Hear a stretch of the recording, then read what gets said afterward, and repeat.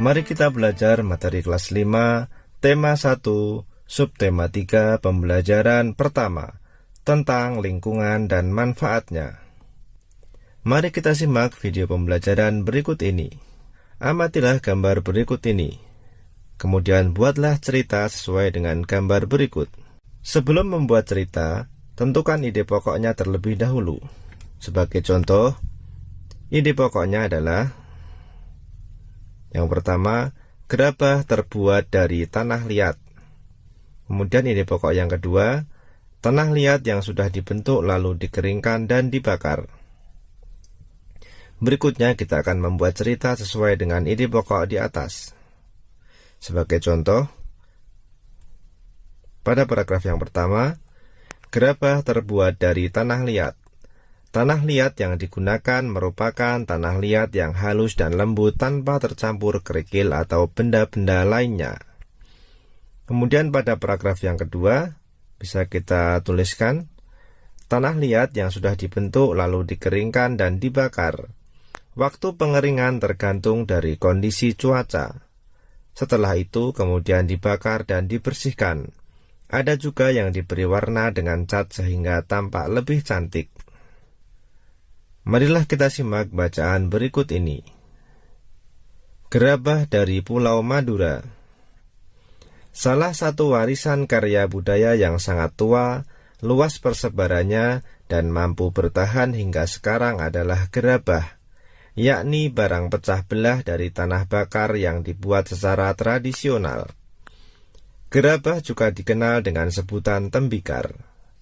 Gerabah konon sudah dibuat manusia sejak mereka hidup menetap dan mulai bercocok tanam beberapa ribu tahun sebelum tahun Masehi, dan kini masih kita dapatkan di seluruh pelosok Nusantara, tidak terkecuali di Pulau Madura.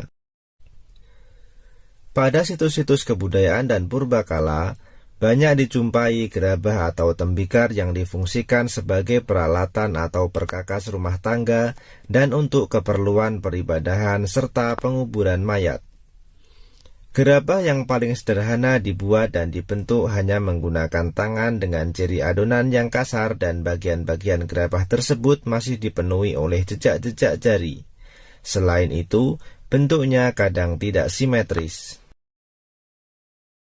Tidak terkecuali di Pulau Madura, gerabah dibuat untuk difungsikan sebagai peralatan sehari-hari masyarakat setempat, yang dilakukan secara tradisional seperti apa yang dilakukan oleh para pendahulunya. Kesamaan pembuatan gerabah di Madura sekarang ini dengan para pendahulunya adalah proses pembuatan dan bentuknya yang masih tradisional, sama seperti gerabah-gerabah yang dihasilkan pada zaman terdahulu. Gerabah-gerabah yang dihasilkan oleh para pengrajin di Madura adalah gerabah yang dibuat dari tanah liat yang berwarna kuning dengan pasir halus. Tanah liat hitam dapat juga dipergunakan, tetapi kualitasnya kurang baik. Beberapa daerah di Madura menjadi penghasil gerabah, seperti di Mandala Anduliang, Duko Rubaru, Yangkatan Kiangan, Baragung, Pademawa, Dalpenyang Pakaporan, dan Blega Bangkalan. Di antara daerah-daerah tersebut yang sangat terkenal adalah Karang Penang Sampang dan Andulang Sumenep. Kedua daerah tersebut memproduksi gerabah dalam bentuk genteng.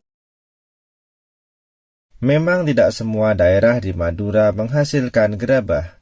Hal ini disebabkan karena tidak semua wilayah di Madura memiliki struktur tanah liat yang dijadikan bahan dasar pembuatan gerabah.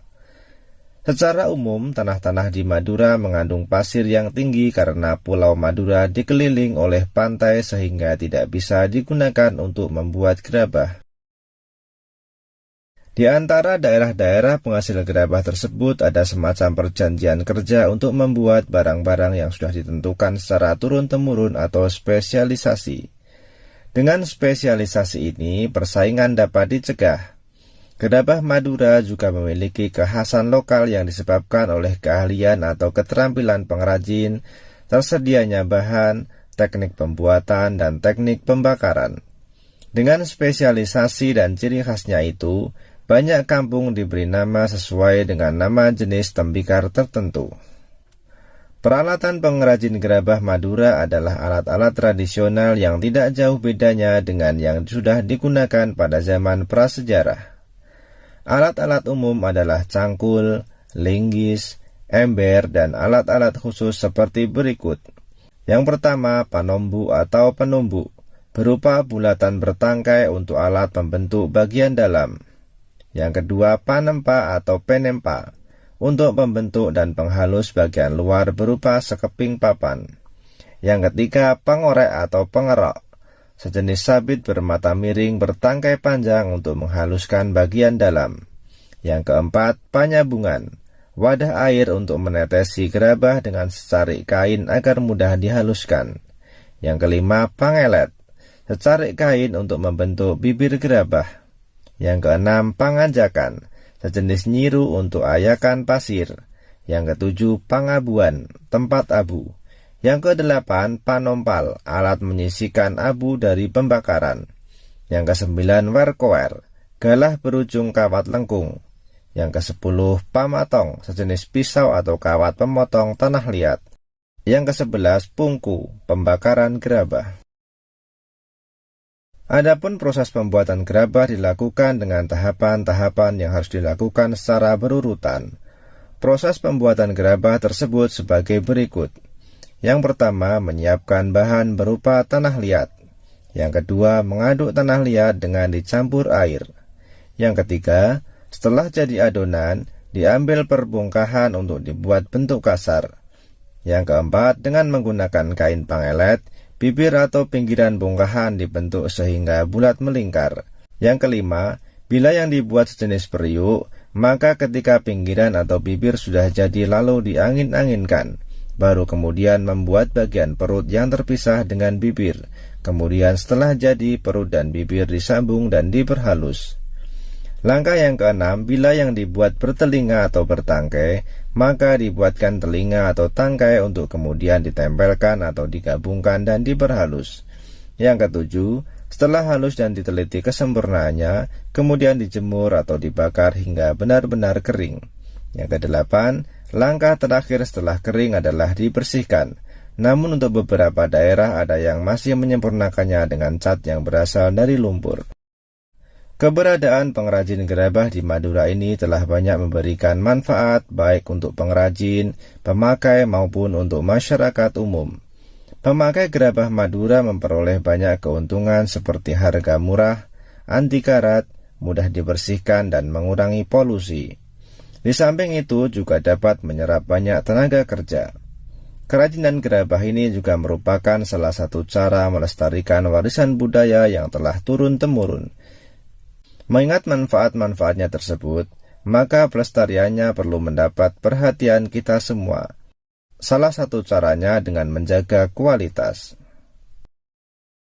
Meski gerabah masih tetap diproduksi, tetapi dalam perkembangannya dihadapkan pada produk-produk modern. Produk-produk modern tersebut tidak hanya proses pembuatannya yang modern, namun juga menggunakan bahan-bahan yang lebih praktis dan lebih tahan lama, seperti dari plastik, karet, besi, dan aluminium. Akibatnya, lambat laun menggeser keberadaan gerabah. Para pengrajin pun juga terancam. Setelah menyimak bacaan di atas, marilah kita tuliskan ide pokok setiap paragraf. Pada paragraf yang pertama, ide pokoknya adalah salah satu warisan karya budaya yang sangat tua, luas persebarannya, dan mampu bertahan hingga sekarang adalah gerabah, yakni barang pecah belah dari tanah bakar yang dibuat secara tradisional. Pada paragraf yang kedua, ide pokoknya, pada situs-situs kebudayaan dan purbakala, banyak dijumpai gerabah atau tembikar yang difungsikan sebagai peralatan atau perkakas rumah tangga dan untuk keperluan peribadahan serta penguburan mayat.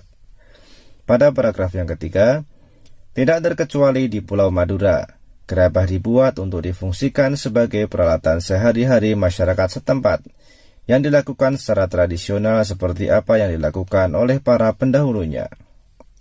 Pada paragraf yang keempat, gerabah-gerabah yang dihasilkan oleh para pengrajin di Madura adalah gerabah yang dibuat dari tanah liat yang berwarna kuning dengan pasir halus. Pada paragraf berikutnya, beberapa daerah di Madura menjadi penghasil gerabah seperti di Mandala Anduliang, Duko Rubaru, Yangkatan Kiangean, Baragung, Pademawa, Dalpenyang Pakaporan, dan Blega Bangkalan. Paragraf yang ke-6, tidak semua daerah di Madura menghasilkan gerabah. Berikutnya pada paragraf yang ke-7, di antara daerah-daerah penghasil gerabah tersebut ada semacam perjanjian kerja untuk membuat barang-barang yang sudah ditentukan secara turun-temurun atau spesialisasi.